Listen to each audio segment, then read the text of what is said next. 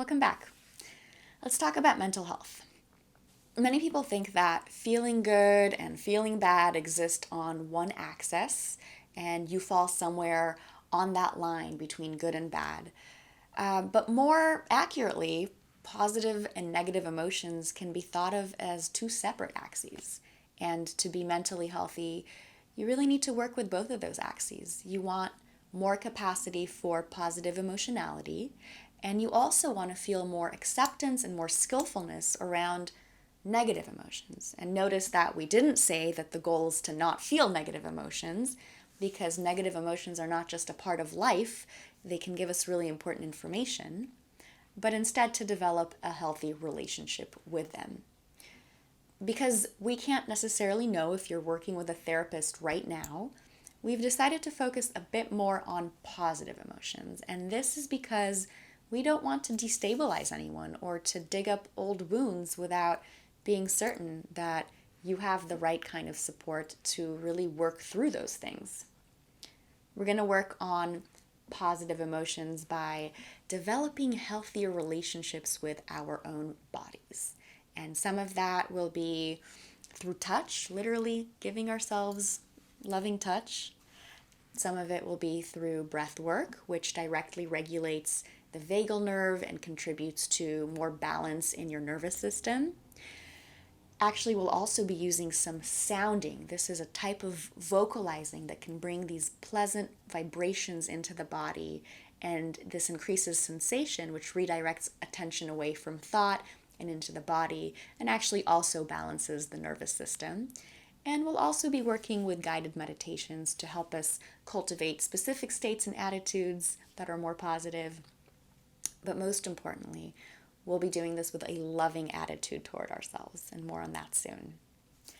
We'll work a bit with negative emotions too, mostly by cultivating attitudes of allowing, compassion, not knowing, acceptance. But we'll also talk about how to discharge bodily energy when you feel overactivated.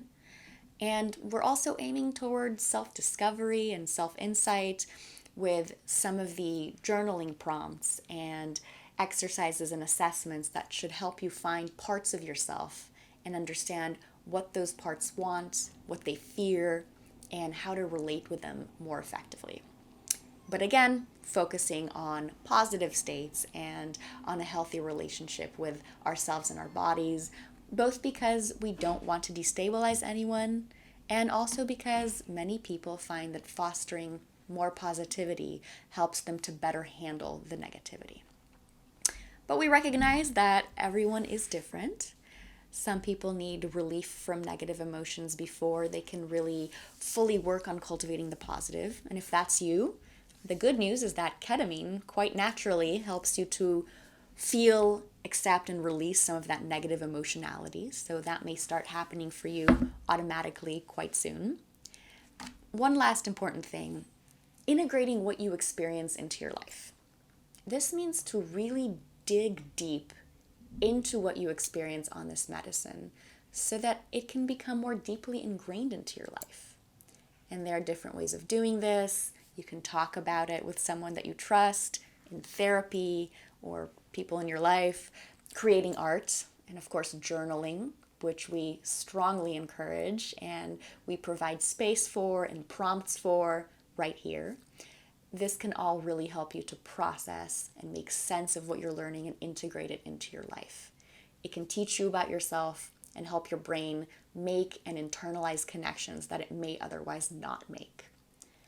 So we hope this is helpful. Enjoy your practice today and then journal about it. Let's see how you feel.